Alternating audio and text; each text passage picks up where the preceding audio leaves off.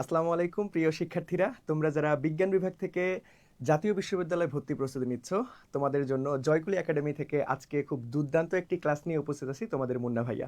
So সবাই তোমরা একটু দ্রুত ক্লাসে যুক্ত হয়ে যাও এবং ইতিমধ্যেই যারা যুক্ত হয়ে গিয়েছো তারা সকল বন্ধুদের শেয়ার এবং মেনশন করে দাও এবং তোমরা আমার কথা পারফেক্টলি শুনতে পাচ্ছ কিনা এবং ওভারঅল সবকিছু ঠিকঠাকভাবে দেখতে পাচ্ছ কিনা আমাকে একটু কনফার্ম করো। সো আমরা খুব দ্রুতই আজকের খুব দুর্দান্ত ক্লাসটা শুরু করব। আজকের এই ক্লাসে আমরা পদার্থবিজ্ঞান এবং উচ্চতর গণিত থেকে আমরা দুইটা অধ্যায় কমপ্লিট করব। দুইটাই খুবই মারাত্মক ইম্পর্টেন্ট চ্যাপ্টার জাতীয় বিশ্ববিদ্যালয় ভর্তি প্রস্তুতির জন্য। সো আজকে আমরা পদার্থবিজ্ঞান থেকে স্থিরতড়িৎ চ্যাপ্টারটা কমপ্লিট করব এবং উচ্চতর গণিত থেকে বহুপদী ও বহুপদী সমীকরণ চ্যাপ্টারটা কমপ্লিট করব। সো তোমরা খুব দ্রুত ক্লাসে যুক্ত হয়ে যাও এবং যারা অলরেডি যুক্ত হয়ে গিয়েছো তারা একটু কষ্ট করে আমাকে জানাও যে ভাইয়া সবকিছু ঠিকঠাক আছে কিনা, তাহলে আমরা আজকের কাঙ্ক্ষিত ক্লাসটা শুরু করব। সো তোমরা যারা বিজ্ঞান বিভাগ থেকে জাতীয় বিশ্ববিদ্যালয়ে ভর্তি প্রস্তুতি নিচ্ছ, তোমরা কিন্তু সবাই জানো যে ভাইয়া জাতীয় বিশ্ববিদ্যালয়ে ভর্তি প্রস্তুতির জন্য সব থেকে গুছানো এবং কম্প্যাক্ট আকারে সলিউশন বুক হচ্ছে আমাদের জয়কুলি একাডেমিক প্রকাশিত জয়কুলির ভর্তি সহায়িকা বইটি। সো এই বইটিতে আমাদের physics, chemistry, math, biology A to Z সকল সাবজেক্ট খুব সুন্দরভাবে কম্প্যাক্ট আকারে উপস্থাপন করা আছে। তোমার জাতীয় বিশ্ববিদ্যালয়ে ভর্তি প্রস্তুতির জন্য যতটুকু প্রয়োজন ঠিক ততটুকু নিয়ে আমরা এই বইটা সুন্দরভাবে ডিজাইন করেছি। সো এই বইটাতে প্রত্যেকটা অধ্যায় খুব সুন্দরভাবে বিশ্লেষণ করে দেওয়া আছে, টাইপ ভিত্তিকভাবে, থিওরি টাইপ, ম্যাথমেটিক্যাল টাইপ, সব কিছু A to Z। তার পরবর্তীতে জাতীয় বিশ্ববিদ্যালয়ের প্রশ্ন ব্যাংক তো আছেই, তার সাথে সাথে জাতীয় বিশ্ববিদ্যালয় ভর্তি পরীক্ষায় আশানুরূপ প্রশ্ন অন্যান্য বিশ্ববিদ্যালয় থেকে অ্যানালাইসিস করে খুব সুন্দরভাবে উপস্থাপন করা আছে। সো আমি যদি ক্লাস শুরুতেই তোমাদেরকে একটু দেখাই যে ভাইয়া আমাদের জয়কুলির জাতীয় বিশ্ববিদ্যালয় ভর্তি সহায়িকা যে বইটি, সেই বইটিতে আমরা আজকের ক্লাসটা স্থিরতড়িৎ চ্যাপ্টারটা দিয়ে শুরু করবো, পদার্থবিজ্ঞান দিয়ে শুরু করবো। সো আমরা যদি শুরুতেই দেখি, দেখো স্থিরতড়িতের আমাদের একদম চার্জ সংক্রান্ত, কুলম্বের সূত্র, একদম বেসিক এগুলো থেকেই কিন্তু প্রশ্ন আসে। দেখো একটু পরে যখন আমি তোমাদেরকে পড়াবো তখন দেখবা যে ভাইয়া এই যে কুলম্বের সূত্র অনেক অনেক অনেক বেশি গুরুত্বপূর্ণ। এখান থেকে একক মাত্রা থেকে প্রশ্ন আসে, কুলম্বের ধ্রুবকের মান থেকে প্রশ্ন আসে। দেখো আমরা কিন্তু আমাদের বইটাতে খুব সুন্দরভাবে তোমাদেরকে এই থিওরি টাইপ বিষয়গুলো সাজাই দিছি। দেখো এই যে সূত্রের প্রকাশ সেটা ভেক্টর রূপে কেমন হবে এবং আমাদের সকল এই যে সীমাবদ্ধতা, প্রযোজ্যতা সব কিছুই আমরা খুব সুন্দরভাবে দেখো একদম কম্প্যাক্ট আকারে তোমাদেরকে সাজিয়ে দিয়েছি আমাদের এই জাতীয় বিশ্ববিদ্যালয় ভর্তি সহায়িকা বইটিতে। সো তারপরে দেখো এগুলো তো আমাদের থিওরি টাইপ গেল প্রথম স্টেপে। তারপরে কিন্তু আমরা টাইপ ভিত্তিকভাবে ম্যাথমেটিক্যাল টাইপ তোমাদেরকে অ্যানালাইসিস করে দিয়েছি। দেখো প্রত্যেকটা টাইপের খুব সুন্দরভাবে আমরা কি প্রশ্ন এবং অ্যান্সার, তার সাথে সাথে প্র্যাকটিস প্রবলেমও দিয়েছি। তার পরবর্তীতে তুমি যদি আসো, দেখো একদম শেষে যে ভাইয়া তোমার টার্গেট কি, জাতীয় বিশ্ববিদ্যালয় ভর্তি পরীক্ষা তুমি দিবা। সো জাতীয় বিশ্ববিদ্যালয় ভর্তি পরীক্ষার জন্য আমাদের খুব সুন্দরভাবে জাতীয় বিশ্ববিদ্যালয়ে বিগত বছরের প্রশ্নগুলো দেওয়া আছে। তার পরবর্তীতে অন্যান্য বিশ্ববিদ্যালয়ের প্রশ্ন আমরা অ্যানালাইসিস করে অ্যাড করে দিয়েছি, যেগুলো জাতীয় বিশ্ববিদ্যালয় ভর্তি পরীক্ষায় আসার মতো। তাহলে জাতীয় বিশ্ববিদ্যালয় ভর্তি প্রস্তুতি যারা নিচ্ছ, শেষ মুহূর্তে কিভাবে প্রস্তুতি নিবা এটা বুঝতে পারতেছো না, তোমরা চোখ বন্ধ করে আমাদের জয়কুলি প্রকাশনীর জাতীয় বিশ্ববিদ্যালয় ভর্তি সহায়িকা বইটা কালেক্ট করতে পারো এবং আমাদের এই রেগুলার ক্লাসগুলো করতে পারো। ইনশাআল্লাহ জাতীয় বিশ্ববিদ্যালয়ে তোমার একটি সিট নিশ্চিত হয়ে যাবে। ওকে, তাহলে চলো আমরা আজকে আর সময় নষ্ট না করে আমরা আমাদের কাঙ্ক্ষিত ক্লাসে চলে যাব। আমরা শুরুতেই পদার্থবিজ্ঞানের স্থিরতড়িৎ চ্যাপ্টারটা দিয়ে শুরু করব। শুরুতেই আমরা পদার্থবিজ্ঞানের কি ভাইয়ারা স্থিরতড়িৎ চ্যাপ্টারটা দিয়ে শুরু করব। সো সবার আগে আমরা যে প্রশ্নটা একটু দেখব, সবাই একটু খেয়াল করো, এটা জাতীয় বিশ্ববিদ্যালয় ভর্তি পরীক্ষায় 13-14 সেশনে আসা একটা প্রশ্ন। সো আমরা যদি দেখি, দেখো কি বলতেছে প্রশ্নটা, যে দুটি বিন্দু চার্জ Q1 এবং Q2 এর মধ্যবর্তী দূরত্ব D, Q1 divided by Q2 equal to 4। তাহলে আমাদের কি মান দেওয়া আছে, Q1 divided by Q2 equal to 4, comma দিয়ে বলতেছে Q1 হতে কত দূরত্বে আমাদের তড়িৎ ক্ষেত্র শূন্য হবে।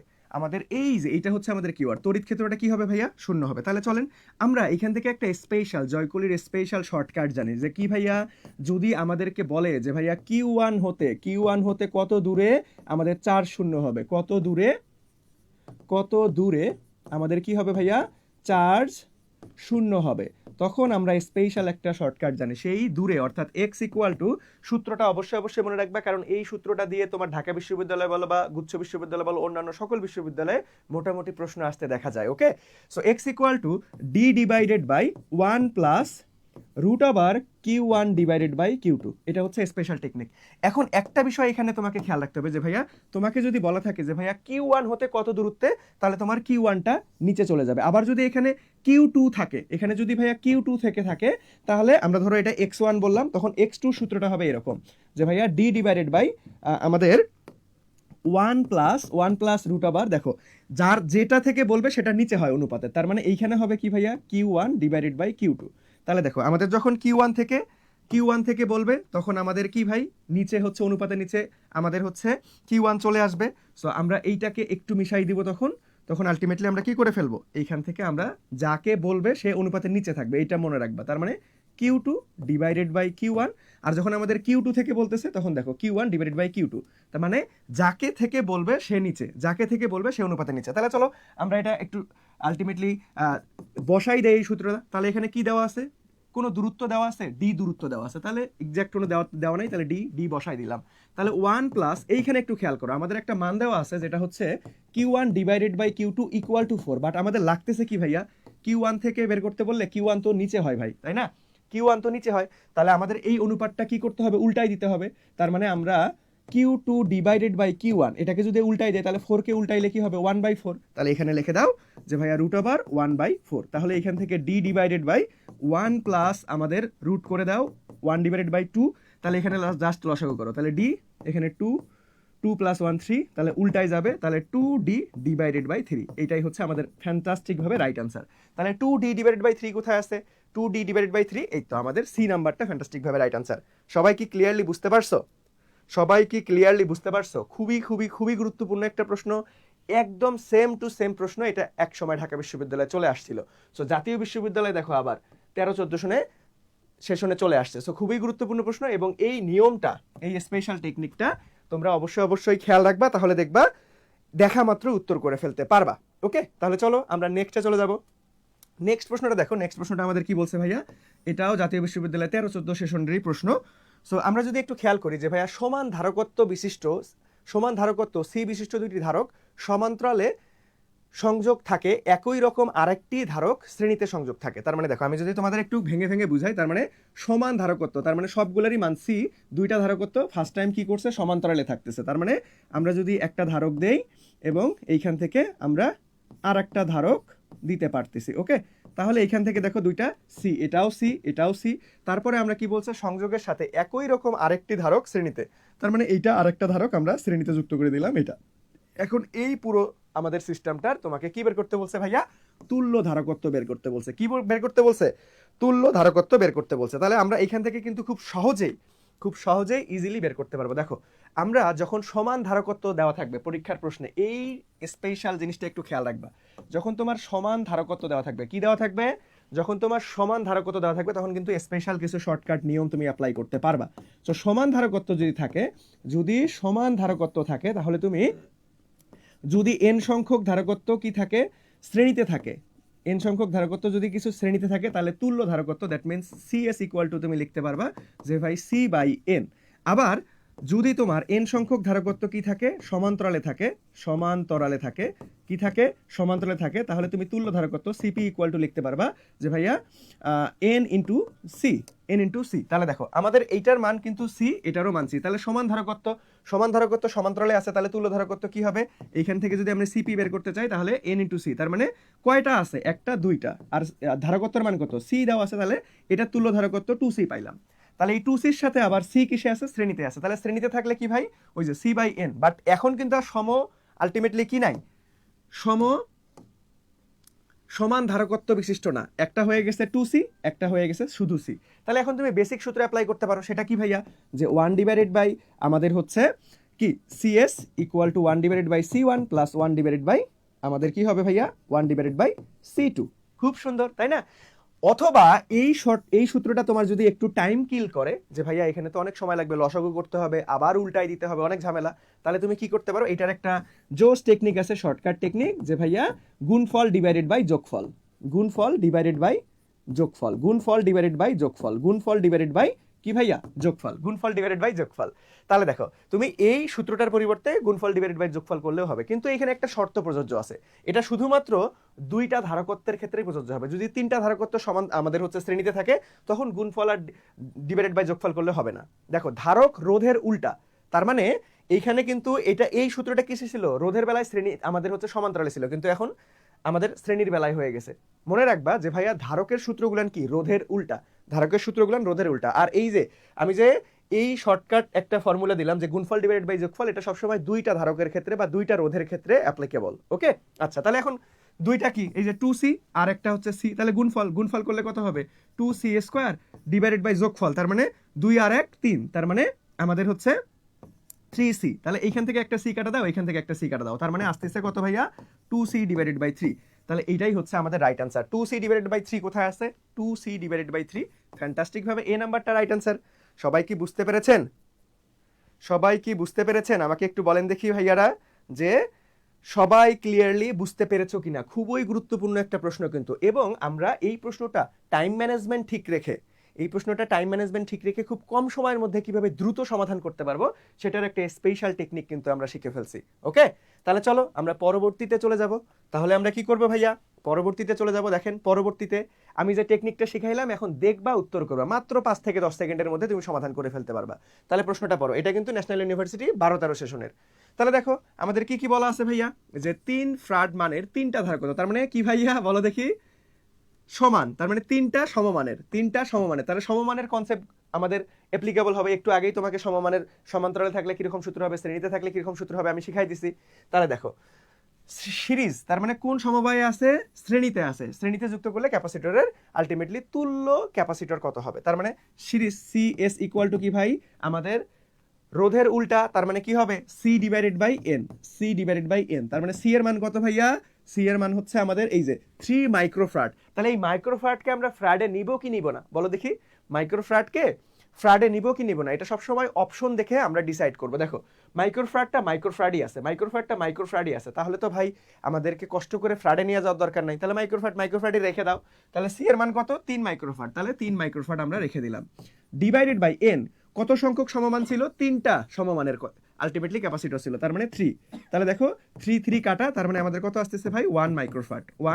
তাহলে আমাদের অ্যান্সার কত আসবে, ফ্যান্টাস্টিক ভাবে সি। দেখছো যে সুন্দর স্পেশাল টেকনিক তুমি যদি মনে রাখো, তাহলে তোমার এই ম্যাথমেটিক্যাল ক্যালকুলেশনগুলো খুব সহজেই তুমি দ্রুত সময়ের মধ্যে ক্যালকুলেশন করে তোমার অন্যান্য বন্ধুদের তুলনায় তুমি এগিয়ে থাকতে পারবে, সবার আগে পরীক্ষা শেষ করে তোমার সিট নিশ্চিত করতে পারবে। বুঝতে পারছো?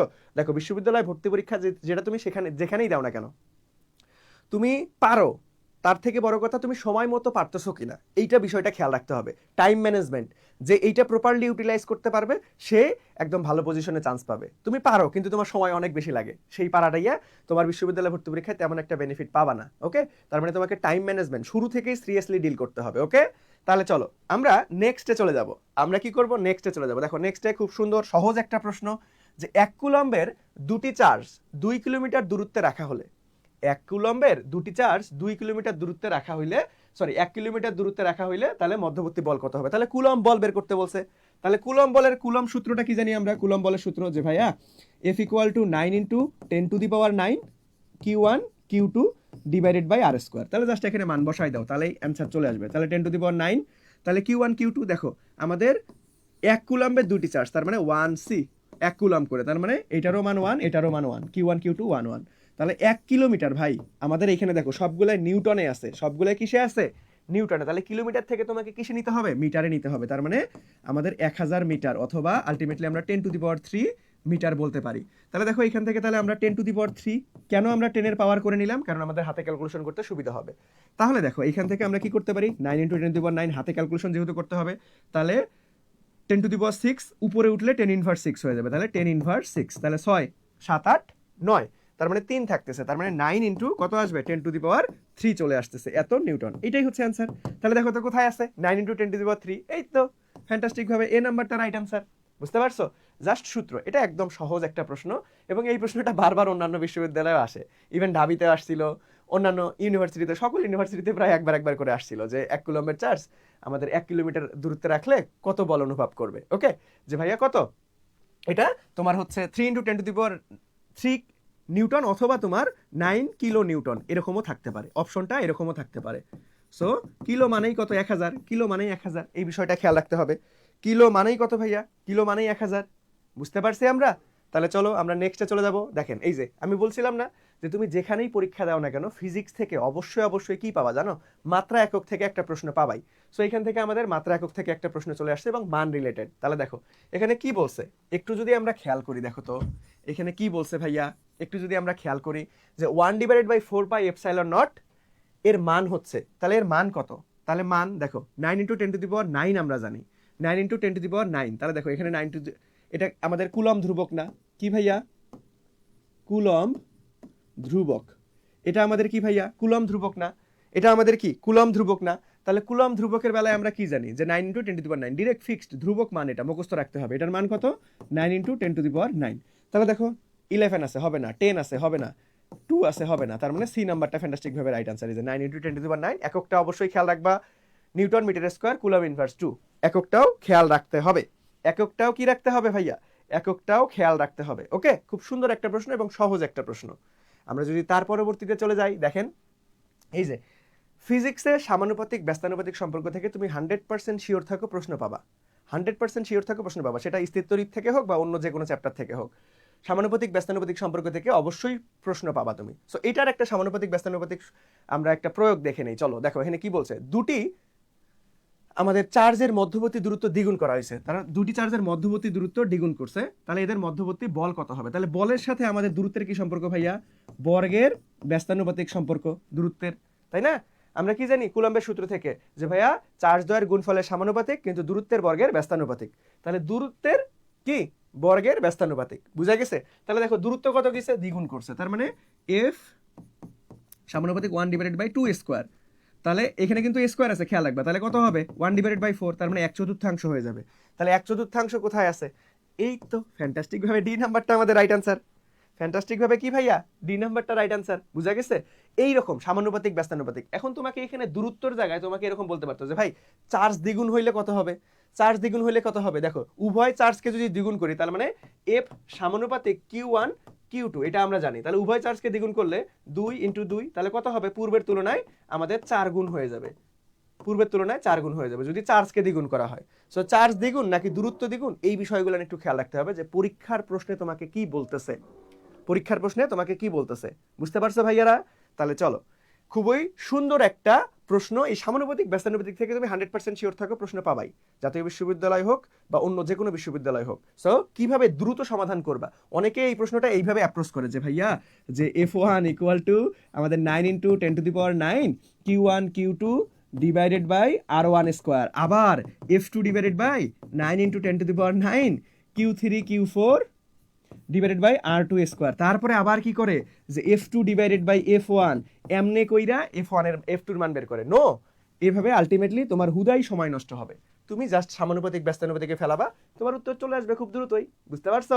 তাহলে চলো আমরা নেক্সটে চলে যাবো ভাইয়া, আমরা নেক্সটে চলে যাবো। এই তো তোমরা অনেকেই ক্লাসে জয়েন করতেছো, একটু পরে হলো জয়েন করতেছো।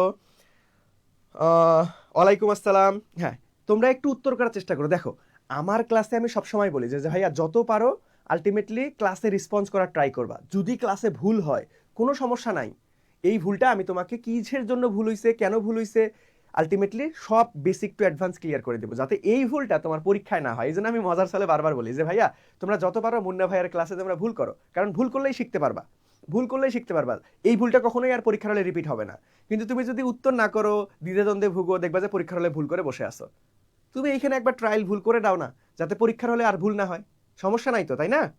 সো তোমরা অবশ্যই রেসপন্স করবা, ভুল হোক সঠিক হোক কোনো সমস্যা নেই। তুমি যেটা জানো সেটা অবশ্যই ক্লাসে রেসপন্স করতে হবে। ওকে, আচ্ছা তাহলে চলো আমরা এই প্রশ্নটা সমাধান করে ফেলি। এটা কিন্তু অলরেডি আগেই নিয়মটা দেখাইছি, সবার আগে দেখে কে উত্তর করতে পারো। দেখো কি বলতেছে যে ভাইয়া প্রতিটি 5 মাইক্রোফ্যারাড ধারকত্ব বিশিষ্ট 3টি ধারকের, তাহলে দেখো ভাইয়া 3টি ধারকত্ব সমান মান, 3টি ধারকত্ব সমান মান, তার মানে সমমানের, সমমান কনসেপ্ট থেকে আসছে। তাহলে সমমান জাতীয় বিশ্ববিদ্যালয়ের জন্য দেখছো কত গুরুত্বপূর্ণ।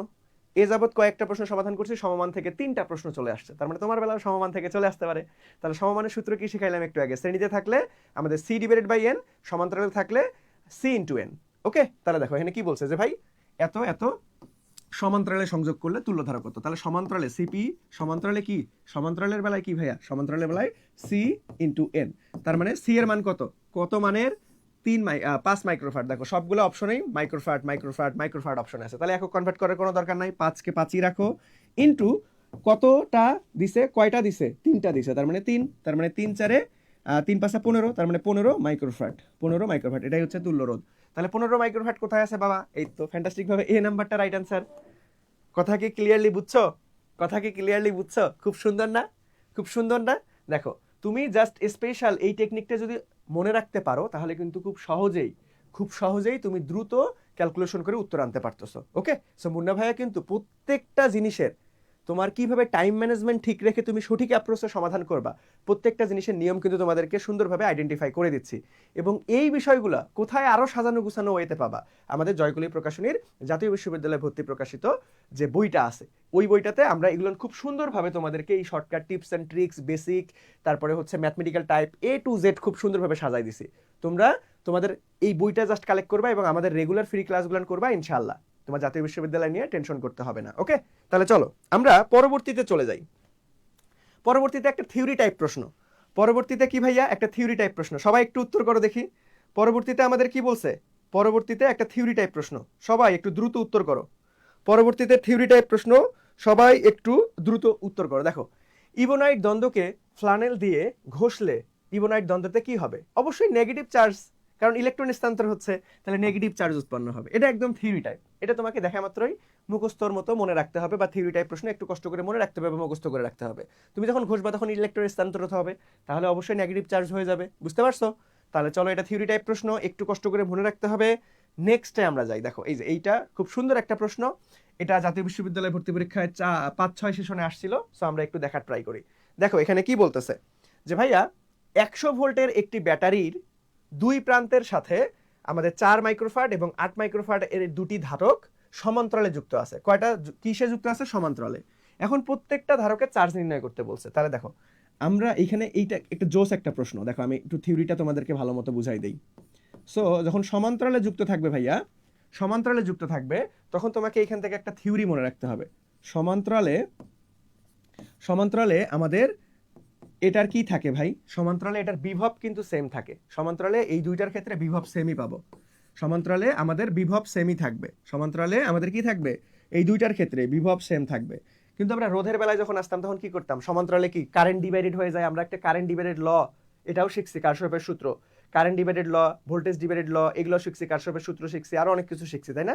সো দেখো, তোমরা মনে রাখবা যে ভাই শ্রেণীতে কি থাকে? শ্রেণীতে আমাদের কারেন্ট স্থির থাকে, কিন্তু সমান্তরালে কারেন্ট ডিভাইডেড হয়ে যায়। সমান্তরালে আবার কি থাকে? বিভব আমাদের সেম থাকে, অর্থাৎ স্থির থাকে। তার মানে এটার মধ্য দিয়ে যে বিভব যাবে, এটার মধ্যে আলটিমেটলি একই বিভব থাকবে। তার মানে সমান্তরালে কি? বিভব সেম, বিভব সেম, বিভব সেম বা বিভব স্থির থাকবে। ওকে, তার মানে এইখানে যে তোমার 100 ভোল্টেজ আছে, এইটা এর মধ্যে, এই ধারকত্বের মধ্য দিয়েও যাবে, এর মধ্য দিয়েও যাবে, বা এর মধ্যে বিদ্যমান থাকবে। ওকে, তাহলে দেখো, তাহলে আমরা এত মাইক্রোফ্যারাড এবং এত মাইক্রোফ্যারাডের দুটি ধারকের প্রত্যেকটা চার্জ বের করতে বলছে। তাহলে সবার আগে আমরা কি করি যে ভাইয়া চলো, আমরা এখন সূত্র কি জানি? ধারকত্ব দেওয়া আছে, ভোল্টেজ দেওয়া আছে, তাহলে আমরা C=Q/V। ধারকত্ব নির্ণয়ের একদম বেসিক সূত্র, এটা সবাই জানি। ধারকত্ব নির্ণয়ের কি ভাইয়া? একদম বেসিক সূত্র, এটা আমরা সবাই জানি যে ভাইয়া C=Q/V। তাহলে আমরা Q কি লিখতে পারবো? যেহেতু চার্জ বের করতে বলছে, তার মানে Q=CV। তাহলে দেখো, এই সির মান কত? ধরো আমরা প্রথমটার জন্য বের করতেছি, প্রথমটার জন্য, তার কারণ এই যে দুইটা চার্জ বের করতে বলছে তোমাকে। তাহলে Q1, তাহলে সির মান কত ভাই? 4। তার মানে 4 × 10⁻⁻6, কারণ মাইক্রোফ্যারাড থেকে ফ্যারাডে আনবো, কারণ এগুলো সবগুলো একক দেখো কুলম্বে আছে, সব একক দেখো ভাইয়া কুলম্বে আছে, তার মানে তোমাকে এসআই একক নিয়ে আসতে হবে। তারপরে আসো ভি। আমি তো বললাম যে ভাই সমান্তরালে ভোল্টেজ সেমই থাকবে, তার মানে এটা কত? 100। তার মানে 100কে আমরা 10² লিখতে পারি। তাহলে এখান থেকে দেখো 4 × 10⁻4 চলে আসতেছে। দেখো, যখন তোমাকে পরপর দুইটা অপশন আলটিমেটলি অপশনে থাকবে, পরপর দুইটা অ্যান্সার, তাহলে তুমি কি করবা জানো? একটু চালাকি করবা। দেখো মুন্না ভাই তোমাকে স্পেশাল টেকনিক শিখাই দিচ্ছি। সো কি করবা? এই যে প্রথম তুমি দেখবা যে এই অপশনটা কয়টা অপশনে আছে, যদি একটা থাকে তাহলে ওইটাই রাইট অ্যান্সার, আর করার দরকার নেই। দেখো 4 × 10⁻4, তার মানে এটা পাইলাম আপাতত। বাকিটা দেখো, 4 × 10⁻3 হবে না, 3 × 10⁻4 হবে না, 4 × 10⁻5 হবে না। তার মানে তুমি দেখো Q2 না বের করে তুমি এই নাম্বারটা চালাকি করে দাগাই দিতে পারতেছো, কারণ এটা একটাই অপশনে আছে। বুঝছো? কারণ এটা একটা অপশনে আছে। তোমার যদি বিশ্বাস না হয় তাহলে তুমি Q2 বের করো, তাও দেখবা যে এটাই আসবে। দেখো আমি তোমাদেরকে দেখাচ্ছি, বাট পরীক্ষার হলে কখনোই Q2 বের করতে যাবে না। Q1 বের করে যদি তুমি দেখো যে ভাই এই Q1 এর মান 4 × 10⁻4, এটা দুইটা অপশনে আছে, তখন তোমাকে বাধ্যতামূলক Q2 এর মান বের করতে হবে। যদি দেখো এরকম একটা অপশনে আছে, তাহলে আর দরকার নেই, তাহলে তুমি ওইটাই দাগাই দিবা। তাহলে তুমি কি করবা? ওইটাই দাগাই দিবা। এটা হচ্ছে চালাকি। তোমাকে টাইম ম্যানেজমেন্ট এভাবেই খেয়াল রাখতে হবে, ঠিক আছে? এই সূক্ষ্ম বিষয়গুলো খেয়াল রাখতে হবে। বুঝতে পারছো? তাহলে দেখো আমরা কি করবো ভাইয়া, আমরা যদি তোমাকে একটু চেক করে দেখাই দেই, Q2 কত হবে? CV, তার মানে সির মান কত? ওই যে 8 ইন্টু 10 ইনভার্স কত 6 মাইক্রোফ্যারাড থেকে ফ্যারাডে আনলাম এবং ভির মান কত 100, তার মানে 100কে আমরা হাতে ক্যালকুলেশন সুবিধাতে 10 স্কয়ার লিখি। তাহলে দেখো এখানে 8 আসতেছে আর এখানে 10 ইনভার্স 4, দেখছো এই যে 8 ইন্টু 10 ইনভার্স 4, বুঝছো? সো তুমি কখনোই কিউ2 মান বের করতে যাবে না, সবার আগে স্থানাঙ্ক ব্যবস্থায়, এটাকে বলা হয় স্থানাঙ্ক ব্যবস্থায় যদি থাকে পাশাপাশি দুইটা ভুজকোটির মতো, আমি এইভাবে তোমাদেরকে শিখাই যে দুইটা যদি থাকে পাশাপাশি তখন তুমি কি করবা, তখন তুমি জাস্ট প্রথমটা বের করার পরে অপশন চেক করবা, অপশনে দেখবা যে একটা আছে নাকি দুইটা আছে, একটা থাকলে চোখ বন্ধ করে ওইটাই রাইট আনসার। ওকে, বুঝতে পেরেছেন? এই সবাই বুঝতে পারছো? তাহলে চলো নেক্সটে যাই, এটা কিন্তু খুব মারাত্মক ইম্পর্টেন্স, আমি একটু 3 স্টার দেই। এই প্রশ্নটা জোস একটা প্রশ্ন, কারণ এটা কনসেপচুয়াল প্রশ্ন, খুবই সুন্দর প্রশ্ন, দেখছো? এটা কিন্তু খুব সুন্দর একটা কনসেপ্টের প্রশ্ন। তাহলে আমরা চলো নেক্সটে যাই। দেখো, দুইটি ধনাত্মক চার্জের একটির মান 4 গুণ করলে তাদের মধ্যবর্তী দূরত্ব কয় গুণ বাড়ালে আমাদের হচ্ছে বিকর্ষণ বল বা আকর্ষণীয় বল আমাদের কি হবে, সমান হবে। তাহলে বল সমান হইতে হবে। দেখো এইটা জোস প্রশ্ন, নর্মালি থিওরি টাইপ প্রশ্ন, সমানুপাতিক ব্যস্তানুপাতিকের প্রশ্ন, কিন্তু একটু ঘুরাই দিছে, তোমাকে এখানে দূরত্ব বের করতে বলছে, দূরত্ব কত গুণ হবে। তাহলে চার্জের ধনাত্মক চার্জের মান 4 গুণ করছে, ধনাত্মক চার্জের মান কি করছে ভাই, দুইটি ধনাত্মক চার্জের মান একটির মান 4 গুণ করছে। তার মানে দেখো আমরা কি জানি, এফ এর সাথে কুলম্ব বলের সাথে চার্জ দ্বয়ের গুণফলের সমানুপাতিক এবং দূরত্বের বর্গের ব্যস্তানুপাতিক। তাহলে একটার মান যদি কিউ হয় আর একটার মান 4 গুণ করছে, তার মানে 4Q ডিভাইডেড বাই দূরত্ব কয় গুণ বাড়ালে বলের সমান হবে। তাহলে বল এই এফই থাকতে হবে। তাহলে এখানে কি নিচে, এইখানে উপরে 4 আছে, তাহলে নিচে আমাদের 4 আনতে হবে। তাহলে 4 কিভাবে আনবো, যেহেতু স্কোয়ার আছে সম্পর্কে, তার মানে 2 এর উপর স্কোয়ার করে দাও। তাহলে 2 এর উপর স্কোয়ার করলে 4 আছে, তাহলে এই 4 আর এই 4 কাটা যাবে, তাহলে পূর্বের সমানই পাবো আমরা। দেখো এই যে Q1 Q2 divided by r square, এই ফর্মেটেই পাবো আমরা। তার মানে কি করতে হবে, দূরত্ব 4 গুণ না দ্বিগুণ? দ্বিগুণ। কেন? কারণ দূরত্বের উপর বর্গ আছে বাবা, তোমরা ভুলে আবার 4 বসাই দিও না। দেখো অপশনে কিন্তু 4ও থাকবে, যেটা ভুল করবা সেটা এ নাম্বার অপশনেই থাকবে, কনফিডেন্সের সহিত ভুল করা যাবে না, বুঝতে পারছি? তার মানে দেখো এখানে আমাদের কি, যেহেতু বর্গের বলটা কি দূরত্বের বর্গের ব্যস্তানুপাতিক, বর্গ আছে তার মানে দ্বিগুণ হবে। তাহলে দ্বিগুণ কোথায়, এই যে সবার লাস্টে, দেখছো? ফ্যান্টাস্টিক ভাবে ডি নাম্বারটা হচ্ছে আমাদের রাইট আনসার। বুঝাইতে পারছি? সবাই কি বুঝছেন? সবাই কি বুঝছেন ভাইয়ারা? সো এটা খুবই কনসেপচুয়াল একটা প্রশ্ন, সুন্দর একটা প্রশ্ন। তাহলে চলো নেক্সটে যাবো আমরা। দেখো নেক্সটে কি বলছে, 1 কুলম্ব চার্জে কত সংখ্যক ইলেকট্রন থাকে। থিওরি টাইপ প্রশ্ন বাবা, একদম সহজ একটা থিওরি টাইপ প্রশ্ন। মনে রাখতে হবে যে ভাইয়া এটা একটু কষ্ট করে মনে রাখবা বা মুখস্থ করে রাখবা, 6.24 × 10⁻18, এটা একদম থিওরি টাইপ একটা প্রশ্ন। 1 কুলম্ব চার্জে কত সংখ্যক ইলেকট্রন থাকে মনে রাখতে হবে। থিওরি টাইপ প্রশ্নগুলো বারবার কিন্তু রিপিট আসে, কষ্ট করে মনে রাখতে হবে বা মুখস্থ করে রাখতে হবে। ওকে, তাহলে চলো নেক্সটে যাই আমরা। দেখো নেক্সটে কি বলছে, এটা ফার্স্টে আসছিল প্রশ্নটা, খুব সুন্দর একটা প্রশ্ন। দেখি আমরা কি বলতেছে এখানে, যে 1 কুলম্ব ও 2 কুলম্ব এর চার্জ 2 মিটার ব্যবধানে আছে, -1 কুলম্বের একটি চার্জ তাদের মাঝখানে রাখলে মধ্যবিন্দুতে রক্ষিত চার্জের উপর বল কত হবে। খুব সুন্দর একটা কনসেপচুয়াল প্রশ্ন। দেখো এইখানে ধরো 1 কুলম্ব চার্জ আছে, এইখানে ধরো আমাদের 2 কুলম্ব চার্জ আছে, মাঝখানের বিন্দুতে -1 কুলম্ব চার্জ আছে। তাহলে এটার ইন টোটাল 1 কুলম্ব এবং 2 কুলম্বের মধ্যে কতটুকু ব্যবধান ছিল, এই ইন টোটাল দূরত্বটা 2 মিটার ছিল। তাহলে মাঝখানে যেহেতু রাখছে, দেখো মধ্যবিন্দুতে রক্ষিত, মাঝখানে যেহেতু রাখছে, তাহলে আমাদের এই এতটুকু দূরত্ব কি হবে ভাই, 2 মিটার হলে অর্ধেক অর্ধেক, তার মানে 1 মিটার, এতটুকু দূরত্ব কি হবে ভাইয়া, 1 মিটার। খুব সুন্দর একটা প্রশ্ন, দেখছো? তাহলে এখন আমাকে কি করতে হবে, লব্ধি বল। তাহলে এই দুইটার মধ্যে একটা বল কাজ করবে এবং এই দুইটার মধ্যে একটা বল কাজ করবে। ধরো এখানে F1, এখানে F2, F1 F2 বের করার পর আবার লব্ধি বল বের করতে হবে, সিম্পল। তাহলে চলো আমরা বের করি। তাহলে F1 যদি আমরা বের করি, তাহলে 9 × 10⁹9, তাহলে এখানে Q1 Q2, দেখো নেগেটিভ আমরা কি করব, স্কিপ করব। আমরা মানে আলটিমেটলি ম্যাথ করার সময় তো আর চার্জটাকে নিব না, চার্জ মূলত আকর্ষণ ধর্মী নাকি বিকর্ষণ ধর্মী, প্রকৃতি বুঝাবে। ওকে, তাহলে দেখো আমাদের এখানে 1 × 1 ডিভাইডেড বাই 1 স্কোয়ার, তার মানে যা আছে তাই থাকতেছে। তাহলে 9 × 10⁹9, তাহলে এটার দিক কোন দিকে থাকবে, এটার দিক দেখো কোন দিকে থাকবে, কোন দিকে, আমাদের এই দিকে থাকবে, এই দিকে F1 কাজ করতেছে।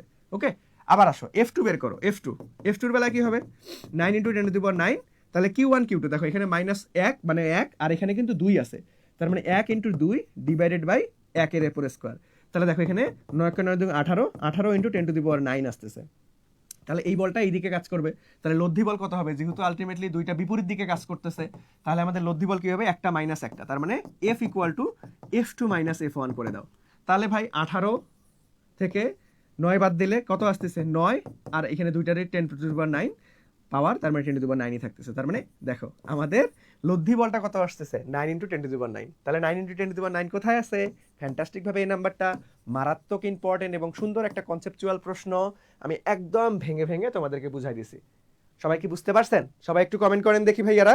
যে আপনারা খুব সুন্দরভাবে A to Z ক্লিয়ারলি বুঝছেন কিনা। এটা খুব সুন্দর একটা প্রশ্ন, এটা কিন্তু সাস্টে আসছে 24-25-এ, বাট এটা তোমার জাতীয় বিশ্ববিদ্যালয়ে আসতে পারে, গুরুত্বপূর্ণ কনসেপচুয়াল একটা প্রশ্ন। ওকে, এই কনসেপ্ট থেকে হুবহু প্রশ্ন চলে আসতে পারে। সবাইকে ক্লিয়ারলি বুঝছি আমরা?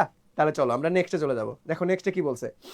এই প্রশ্নটা যে কতবার আসছে বিশ্ববিদ্যালয় ভর্তি পরীক্ষায়, দেখো থিওরি টাইপ একটা প্রশ্ন, মনে রাখতে হবে তোমাকে যে সবচেয়ে বেশি আধান থাকে আহিত বস্তুর কোথায়, কেন্দ্রে, অবতল তলে, উত্তল তলে নাকি সমতল তলে। তোমরা মাথায় রাখবা সব থেকে উত্তল তলে, কারণ চার্জ এই যে পৃষ্ঠের আলটিমেটলি এরকম করে বিদ্যমান থাকবে, একদম উত্তল তলে আলটিমেটলি আমাদের সব থেকে বেশি আধান যুক্ত থাকবে। উত্তল তলে আমাদের কি থাকবে ভাইয়া, সব থেকে বেশি আধান যুক্ত থাকবে। সো খুবই গুরুত্বপূর্ণ একটা কনসেপচুয়াল প্রশ্ন। এটা রিসেন্ট সালে কৃষিগুচ্ছ বিশ্ববিদ্যালয় ভর্তি পরীক্ষা আসছিল এবং আরো অন্যান্য বিশ্ববিদ্যালয় আসছিল। এটা দেখো রিসেন্ট সালে হাজি জানেসে আসছে। ওকে, তাহলে চলো নেক্সটে যাই আমরা। দেখো নেক্সট প্রশ্নটা কি বলছে, যে ভাইয়া একটি পাতলা ফাঁপা পরিবাহীর গোলকের ব্যাসার্ধ এত 15 সেন্টিমিটার, এতে কিউ 6 × 10⁻⁶ কুলম আধান প্রদান করা হয়েছে, তাহলে গোলকের কেন্দ্রে বৈদ্যুতিক ক্ষেত্র। এই বৈদ্যুতিক ক্ষেত্র মানে কি জানো? এই একদম সেম টু সেম ভাষা দিয়ে ঢাকা বিশ্ববিদ্যালয়ে রিসেন্ট সালে প্রশ্ন আসছিল। এই বৈদ্যুতিক ক্ষেত্র মানেই প্রাবল্য। বৈদ্যুতিক ক্ষেত্র মানে কি ভাইয়া? প্রাবল্য বের করতে বলছে। সো এইটাও কিন্তু একটা টেকনিক্যাল প্রশ্ন, এবং এই কনসেপ্ট থেকে তোমার রিসেন্ট সালে কৃষিগুচ্ছ বলো, গুচ্ছ বলো, ঢাকা ইউনিভার্সিটি বলো, সব জায়গায় প্রশ্ন আসছে। ইভেন তোমাদের সামনের যে ন্যাশনাল ইউনিভার্সিটি পরীক্ষা আছে সেটাতেও চলে আসতে পারে। দুইটা লাইন মাথায় রাখবা। কয়টা লাইন? দুইটা লাইন। যে ভাইয়া গোলকের কেন্দ্রে প্রাবল্য শূন্য, সেটা কোথায় হয় হোক, গোলকের কেন্দ্রে প্রাবল্য শূন্য। কি মনে রাখবা? যে ভাইয়া গোলকের কেন্দ্রে প্রাবল্য শূন্য, গোলকের কেন্দ্রে প্রাবল্য শূন্য, প্রাবল্য শূন্য। ধরো একটা গোলক আছে 2 মিটার ব্যাসার্ধের, তোমাকে বললো যে ভাই গোলকের কেন্দ্রে 1 মিটার ব্যাসার্ধে কত হবে, আমাদের 1.5 মিটার ব্যাসার্ধে কত হবে প্রাবল্য। ভাই এর ভিতরে তুমি যেই পয়েন্টেই ব্যবহার করো না কেন, সব পয়েন্টেই প্রাবল্য শূন্য। তাহলে দেখো এখানে তোমাকে বের করতে বলছে এত মিটার ব্যাসার্ধে, তাহলে আলটিমেটলি কেন্দ্রে প্রাবল্য কত, কেন্দ্রে বাদ দিয়ে যদি বলতো 10 সেন্টিমিটারে কত, 5 সেন্টিমিটারে কত, গোলকের অভ্যন্তরে ভাই যে কোনো পয়েন্টে আমাদের কি হবে, প্রাবল্য বা বৈদ্যুতিক ক্ষেত্র কি হবে বাবা, লাড্ডু সোনা, অর্থাৎ শূন্য। এ নাম্বারটা রাইট অ্যান্সার, শূন্য। বুঝা গেছে? কিন্তু বিভব বের করতে বললে কিন্তু বিভব থাকবে। দেখেন এটা গুলাই ফেলা যাবে না। গোলকের অভ্যন্তরে বা গোলকের কেন্দ্রে, বা এইখানে আমি লিখে দেই অভ্যন্তরে, গোলকের কেন্দ্রে বা অভ্যন্তরে আমাদের প্রাবল্য শূন্য হলেও বিভব থাকবে, বিভব থাকবে। সেটা কিসের সাথে থাকবে? বিভবটা কিরকম হবে? যে ভাইয়া পৃষ্ঠের বিভবের সমান হবে, পৃষ্ঠের বিভবের সমান। বুঝছেন? এই কনসেপ্টটা মাথায় রাখবেন। এইটা বাবা তোমার সামনে যত বিশ্ববিদ্যালয় ভর্তি পরীক্ষা তুমি বসো না কেন, এখান থেকে ইনশাআল্লাহ একটা প্রশ্ন তুমি পাবাই পাবা। এখান থেকে ইনশাআল্লাহ তুমি একটা প্রশ্ন পাবাই পাবা। তোমাকে যদি বলি যে ভাই 12 সেন্টিমিটার গোলকের মধ্যে তুমি 10 সেন্টিমিটারের আলটিমেটলি কেন্দ্র থেকে 10 সেন্টিমিটার বা পৃষ্ঠ থেকে 10 সেন্টিমিটার দূরত্বে আলটিমেটলি কি করো, বিভব বের করো, তখন তুমি কি করবা? তখন কি 12 সেন্টিমিটার ব্যাসার্ধ নিবা নাকি 10 সেন্টিমিটার নিবা? তখন কিন্তু তোমাকে 12 সেন্টিমিটার নিয়েই কাজ করতে হবে, কারণ গোলকের অভ্যন্তরে যে কোনো পয়েন্টেই বিভব সেম থাকবে। সেটা কার সমান? গোলকের পৃষ্ঠের বিভবের সমান হবে। ওকে, সো চলো আমরা নেক্সটে চলে যাব। তাহলে নেক্সটে দেখো খুব সুন্দর একটা প্রশ্ন, এটা খুলনা ইউনিভার্সিটিতে রিসেন্ট সালেই আসছে। সো খুলনা ইউনিভার্সিটি যেহেতু আসছে তাহলে হাতে ক্যালকুলেশন নিয়ে টেনশন নাই। সো আমরা ফরম্যাটিংটা দেখবো জাস্ট। দেখো যে 15 সেন্টিমিটার ব্যাসার্ধের একটি চার্জিত গোলকের কেন্দ্র থেকে 20 সেন্টিমিটার দূরে, দেখো ভালো মতো বুঝো কিন্তু এখন। দেখো এখানে কি বলছে, 15 সেন্টিমিটার ব্যাসার্ধ, ওকে ঠিক আছে, কেন্দ্র থেকে 20 সেন্টিমিটার দূরে একটি বিন্দুতে বৈদ্যুতিক ক্ষেত্র, দ্যাট মিন্স বৈদ্যুতিক ক্ষেত্র মানে কি রে, প্রাবল্য, ভাষাগত দিক বুঝতে হবে। গোলকটির চার্জ কত? তাহলে আমাদের কিউ এর মান তোমাকে বের করতে বলছে। তাই প্রাবল্য সূত্র কি জানি আমরা, যে E = 9 × 10⁹ Q divided by r square. তাহলে এখান থেকে যদি আমরা কিউ বের করি তাহলে কিউ কত হবে ভাইয়া, যে E r square divided by 9 × 10⁹। এখন কথা হচ্ছে তুমি এই আর এর মান কত বসাবা। দেখো এটা কিন্তু গোলকের অভ্যন্তরে বুঝায় নাই, গোলকের অভ্যন্তরে থেকে বাইরে 15 সেন্টিমিটার ব্যাসার্ধ ছিল, বাট তোমাকে বের করতে বলছে 20 সেন্টিমিটার, দ্যাট মিন্স এইটাই হচ্ছে আর এর মান। ঠিক আছে, ধরো এইটা হচ্ছে আমাদের গোলক, এইটা হচ্ছে আমাদের 15 সেন্টিমিটার, বাট তোমাকে বের করতে বলছে এই পয়েন্টে, মানে একদম কেন্দ্র থেকে 20 সেন্টিমিটার দূরত্বে। তার মানে আর এর মান তোমার কি এই পুরাটাই নিতে হবে 20 সেন্টিমিটার। তাহলে 20 সেন্টিমিটারকে তুমি 100 দ্বারা ভাগ করো, মিটারে আনো, তার মানে 0.2 মিটার আসতেছে। তাহলে তুমি এখানে মান বসাই দিয়ে ক্যালকুলেট করলে অ্যান্সার চলে আসবে। যে ভাই এর মান কত, প্রশ্নে দেওয়াই আছে 6 × 10⁻3, আর এর মান কত 0.2 তার উপরে হোল স্কোয়ার ইন্টু 9 × 10⁹। এটারে তুমি ক্যালকুলেট করো, দেখবা যে বি নাম্বারটা চলে আসবে। খুলনা ইউনিভার্সিটির ক্যালকুলেশন নিয়ে কোনো প্যারা নেই। বুঝতে পারছো? দেখছো খুবই সুন্দর কনসেপচুয়াল একটা প্রশ্ন। ওকে, সবার কি ক্লিয়ার ভাইয়ারা? সবার কি ক্লিয়ার? বুঝছো? সবার কি ক্লিয়ার? বুঝছো তোমরা? সবার কি ক্লিয়ার? অনেক সুন্দর না? কনসেপচুয়াল প্রশ্ন না? সো চলো আমরা পরবর্তীতে চলে যাই। একদম ক্লাস জাস্ট খালি মনোযোগ দিয়ে তুমি করবা। মুন্না ভাইয়ের ক্লাস তুমি মনোযোগ দিয়ে করবা। ভাই তোমার ওই আগে তোমার ওই অধ্যায়ের বেসিক দুর্বল থাকুক বা একটু কম পারো থাকুক, যেমনই থাকুক না কেন, তুমি আমার ক্লাসটা জাস্ট মনোযোগ দিয়ে করবা এবং সাথে আমাদের জয়কলি প্রকাশনীর ভর্তি সহায়িকা, জাতীয় বিশ্ববিদ্যালয় ভর্তি সহায়িকা বইটা রাখবা। জাস্ট খালি মিলাই পড়বা ইনশাল্লাহ। এর বাইরে আর কিচ্ছু লাগবে না ভাই। আমরা তোমাদেরকে একদম কম্প্যাক্ট বইটা সাজাই দিছি এবং তার পাশাপাশি ফ্রি ক্লাস নিয়ে দিচ্ছি।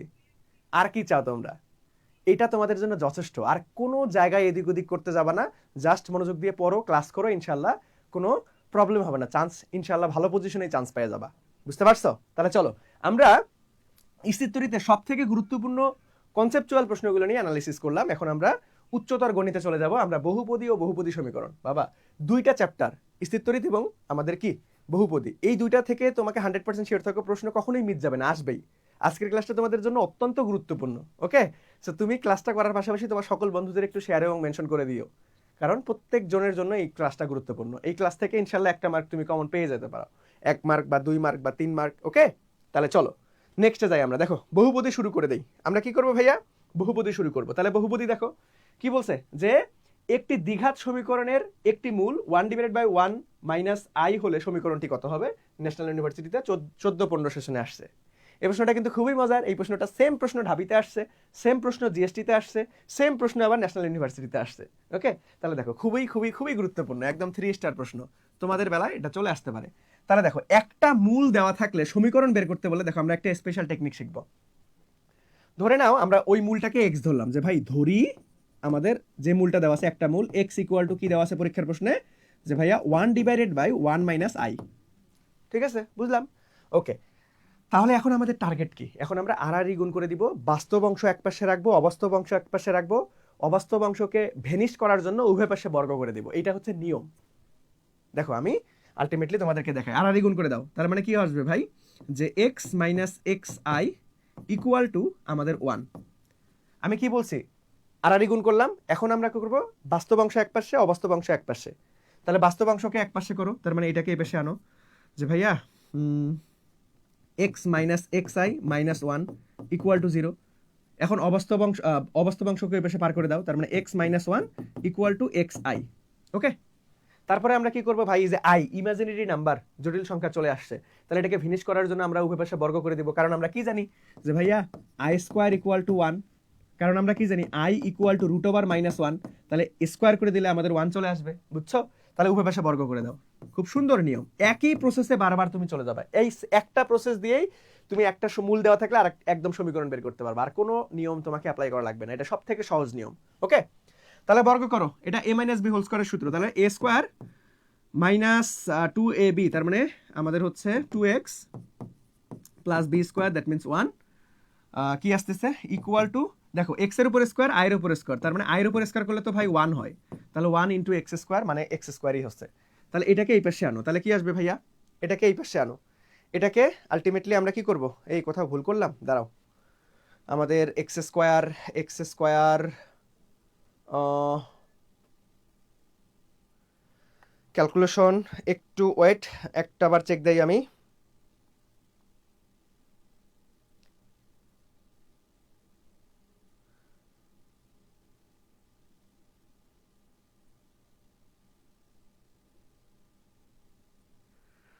তাহলে কি আসলো?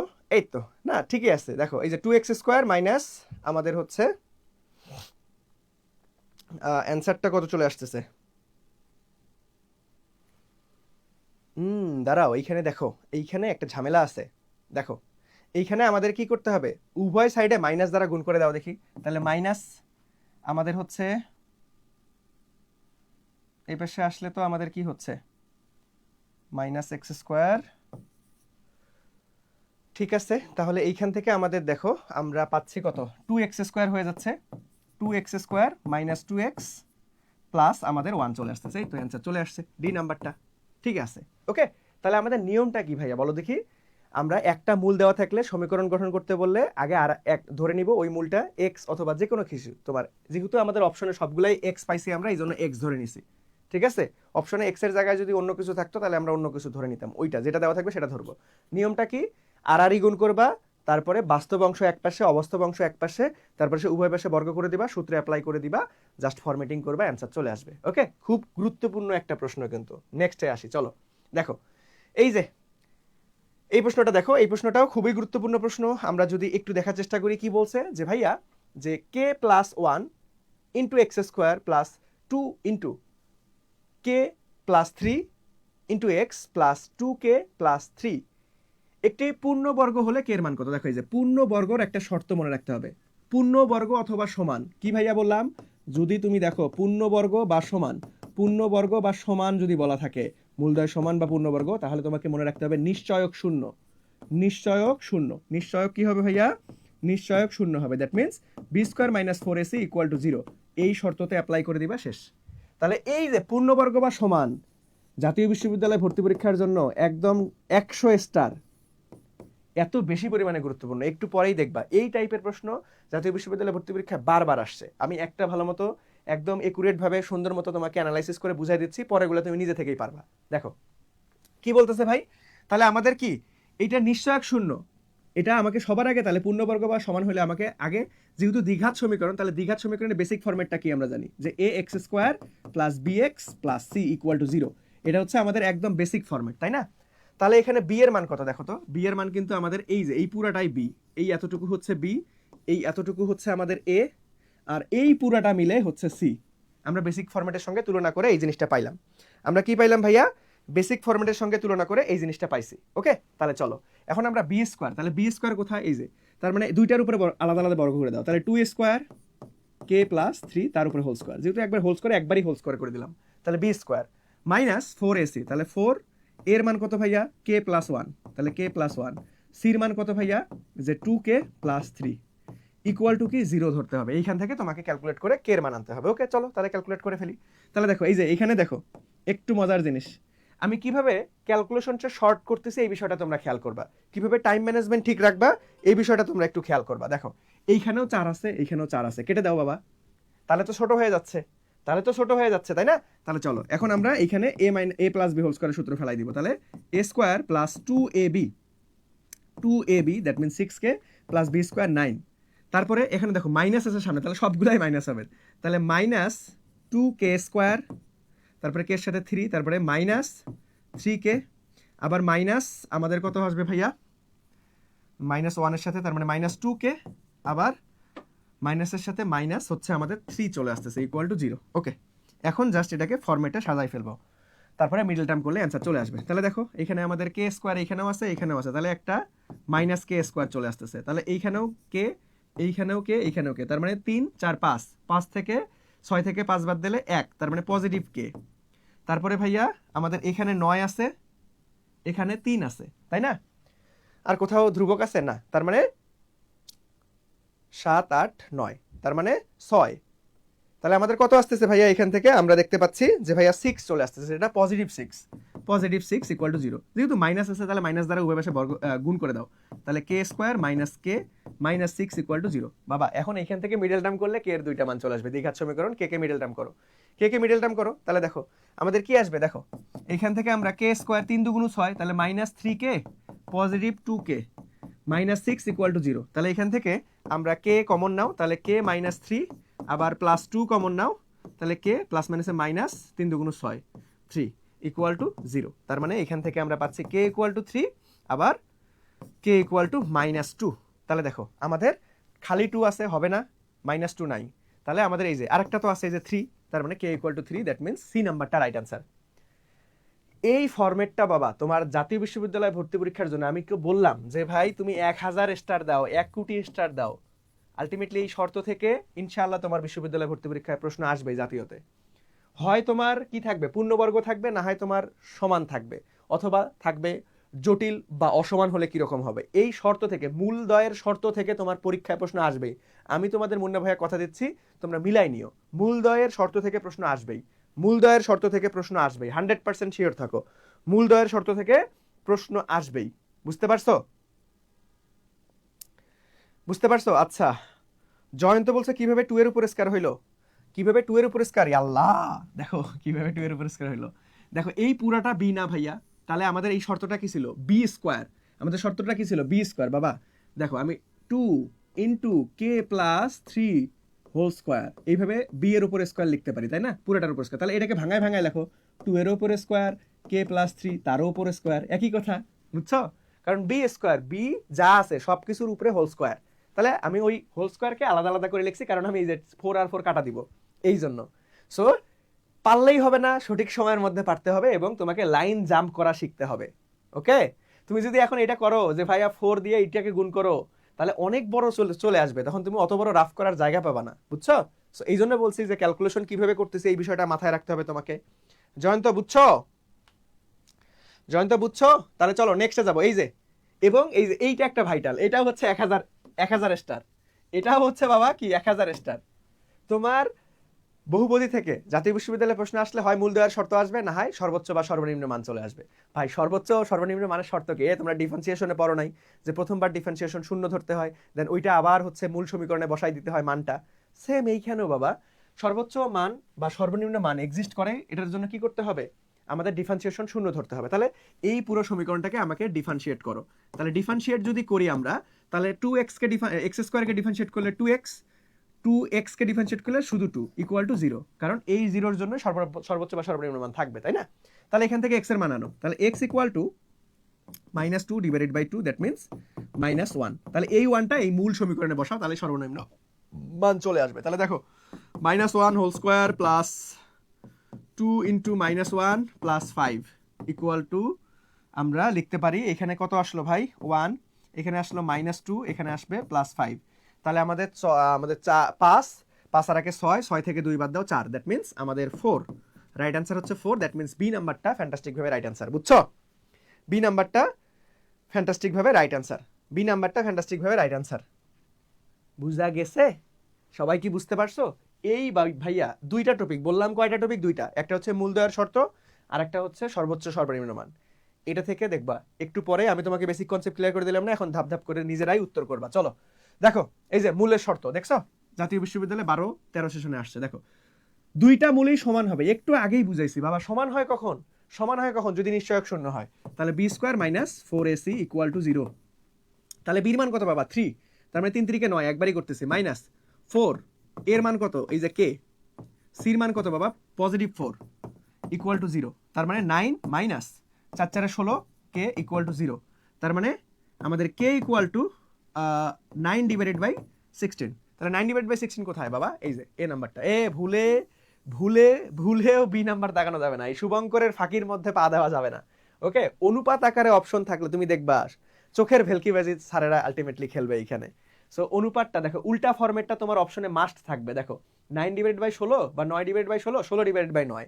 সো ভুল করে উল্টা ফরম্যাট দেখাই দেওয়া যাবে না। ওকে, দেখছো কতটা গুরুত্বপূর্ণ? নেক্সটে আসি, চলো নেক্সটে দেখো কি বলতেছে ভাইয়া, যে এত সমীকরণের সর্বনিম্ন মান কত? ওই যে ভাই ডিফারেন্সিয়েশন শূন্য ধরে মানটা আবার বের করে মেইন সমীকরণে বসাই দাও। চলো তাহলে এটাকে দেখো, এটাকে আমরা কি ধরে নিব? এক্স স্কোয়ার ফরম্যাটে ধরে নিলে তাহলে ডিফারেন্সিয়েট করলে কি হবে? যদি আমরা ডিফারেন্সিয়েট করে দেই তাহলে 2x, তার মানে 2x মাইনাস 2, এটা কনস্ট্যান্ট মান, কনস্ট্যান্টকে ডিফারেন্সিয়েট করলে 0 হয়ে যাবে, শেষ।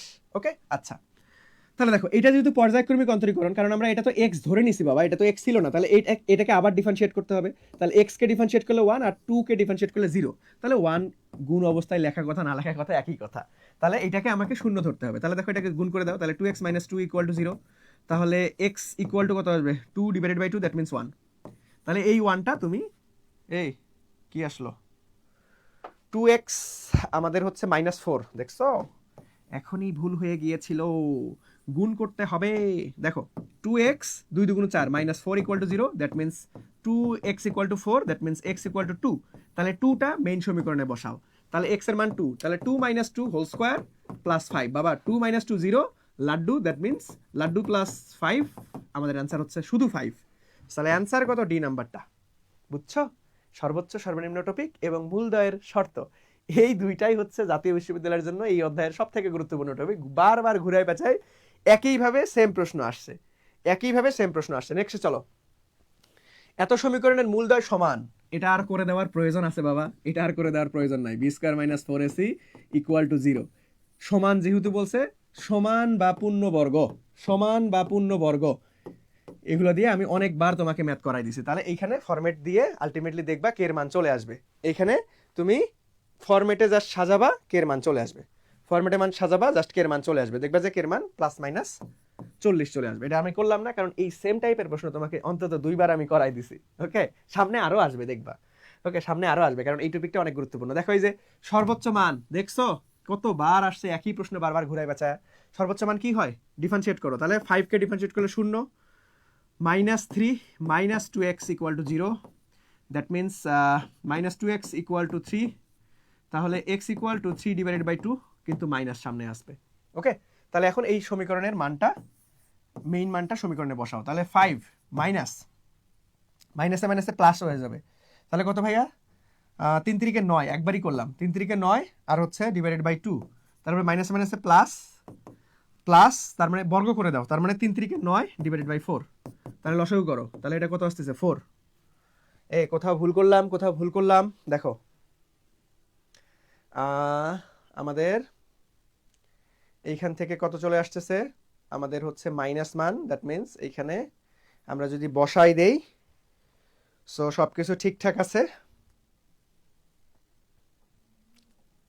ওকে, তাহলে এই দেখো এই যে এইখানে একটা ভুল হয়ে গেছে। তাই তো বলি সব পজিটিভ কেন। দেখো এইখানে তো বাবা বর্গ, দেখো এইখানে বর্গ, তার মানে এক্স এর মান কত? -3/2, তার উপরে বর্গ, কারণ মাইনাসের উপরে বর্গ করলে তো প্লাস হয়ে যাবে, কিন্তু সামনে তো একটা মাইনাস আছে, তার মানে এটা মান কত আসবে? -9/4। এখন তুমি লসাগু করো। তার মানে 4 আসবে, 4 5 20, 2 9 2 18, -4 9। তাহলে আলটিমেটলি এটাকে ক্যালকুলেশন করে দেখো কত আসবে? 29/4 চলে আসতেছে। তাহলে 29/4 কোথায় আছে বাবা? এই তো ফ্যান্টাস্টিক ভাবে ডি নাম্বার। দেখছো, ঘুরে ফিরে একই ম্যাথ, জাস্ট একটু মডিফাই করে আসে। তোমাকে শর্তগুলান খেয়াল রাখতে হবে। কি রাখতে হবে বাবা? শর্ত খেয়াল রাখতে হবে। ওকে, নেক্সটে আসো। দেখো পি এর কোন মানের জন্য আমাদের হচ্ছে সমীকরণের মূলদ্বয় জটিল হবে। দেখছো ওই যে কিসের শর্ত? মূলের শর্ত। কিসের শর্ত ভাইয়া? মূলের শর্ত। কিসের শর্ত? মূলের। একটু আগেই তোমাদেরকে বারবার করে বলছি, এই অধ্যায় থেকে প্রশ্ন আসলে তোমার মূল থেকে প্রশ্ন আসবে, হয় সমান বা পূর্ণবর্গ, না হয় জটিল, এই ধরনের কনসেপ্ট দিয়ে আসবে। তাহলে জটিলের কনসেপ্টটা কি ভাইয়া বলো তো দেখি? জটিলের কনসেপ্ট হচ্ছে মূলদ্বয় আলটিমেটলি কি হবে? 0 থেকে ছোট হবে। তার মানে আমাদের নিশ্চয়ক b² - 4ac 0 থেকে ছোট হবে। তাহলে দেখো মান বসাই দাও। তাহলে b এর মান কত ভাইয়া? p, তার মানে p² - 4ac 0 থেকে ছোট, দ্যাট মিনস p², 4 আসবে, এই বেশি পার করে দাও 4। তাহলে এটাকে বর্গ করে দাও, দ্যাট মিনস মডুলাস আসবে আমাদের, কারণ রুট করে দিব আমরা। তাহলে এখানে কত আসবে? 2 চলে আসতেছে। ওকে, তাহলে এটাকে আমি কি লিখতে পারি? যে ভাইয়া -2 থেকে বড় p এর মান এবং 2 থেকে ছোট। তাহলে এইটাই হচ্ছে আমাদের রাইট আনসার। তাহলে -2 থেকে বড় এবং 2 থেকে ছোট কোথায় আছে? সি নাম্বারটা রাইট আনসার। সবাই কি বুঝছেন? কোথায় আছে বলো? সি নাম্বারটা রাইট আনসার। নেক্সটে আসো। চলো এই যে বাবা একটু আগেই সমাধান করাই দিছি। দেখো এটা আমি আর করবো না এখন। যে দুটি বাস্তব মূল সমান, দেখছো এটাও ন্যাশনাল ইউনিভার্সিটিতে 9-10 সালের প্রশ্ন। তাহলে বাস্তব মূল সমান হয় কখন? যে ভাইয়া নিশ্চয়ক যদি শূন্য হয়, দ্যাট মিনস b² - 4ac = 0। এইখান থেকে তুমি ক্যালকুলেট করলেই তুমি কার মান পেয়ে যাবা? যে ভাই এখান থেকে কে এর মান পেয়ে যাবা। ওকে, এই ধরনের ম্যাথ আমি অলরেডি 3টা করাই দিছি তোমাদেরকে, এটা আর তাহলে করব না, ওকে, এটা তাহলে আর করব না। তাহলে এখানে কত হবে বলো তো দেখি? এখানে কত হবে? এখানে দেখবা যে কে এর মান চলে আসবে দুইটা চলে আসবে। এখানে ডাবল অপশন, যে ভাই 8ও হবে এবং 1ও হবে। সো এই ধরনের অপশন আসলে কি করবা? যে ভাই দুইটাই কি বৃত্ত ভরাট করে দিবা? দেখো এইটা একটু কান খুলে মাথায় ঢুকে রাখো। জাতীয় বিশ্ববিদ্যালয় হোক বা যে কোনো বিশ্ববিদ্যালয় হোক, যদি ডাবল অপশন তোমার উত্তর হয়, তুমি শিওর যে ভাই দুইটা অপশন রাইট, তাহলে কি 2বার তুমি গোল দাগ করবা? জীবনও না। গোল দাগ 2টা যদি করো, তাহলে ওএমআর মেশিনে যখন খাতাটা কাটবে, যখনই দেখবে ডাবল টাচ করছো, গন, ওইখানে তোমার নেগেটিভ মার্ক চলে আসবে। ওকে, তাহলে তুমি কি করবা? তখন তুমি অ্যালফাবেটিক অর্ডার মেনটেন করতে হবে। সেটা কেমন? দেখো এ বি সি ডি এরকম থাকবে না, তাই না? এরকম থাকবে। তাহলে আমাদের কোন অপশনটা রাইট? দেখো বি আর হচ্ছে ডি। তাহলে অ্যালফাবেটিক অর্ডারে সবার আগে কে? এই দুটোর মধ্যে আগে কে? বি না ডি? অ্যালফাবেটিক অর্ডারে সবার আগে হচ্ছে বি। তাহলে শুধু তুমি বি নাম্বার অপশনটা কি করবা? দাগাই দিবা। তাহলে ডাবল অপশন থাকলে কি করবা?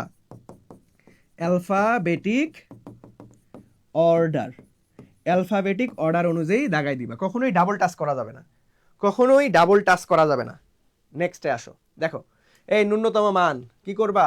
ডিফারেন্সিয়েট করে দাও। 2x - 3 = 0, দ্যাট মিনস হচ্ছে x = 3/2, এখন এটাকে মান বসায় দাও 3/2, তার মানে 9 divided by 4 minus 3 3 9 divided by হচ্ছে 2 প্লাস 5। তাহলে লসাগু করো, তার মানে 4 9 মাইনাস 2 আর 9 করে 18, আর এখানে 4 5 20। ওই সেম জিনিস দেখো, সেম জিনিস। তাহলে কত আসতেছে ভাইয়া?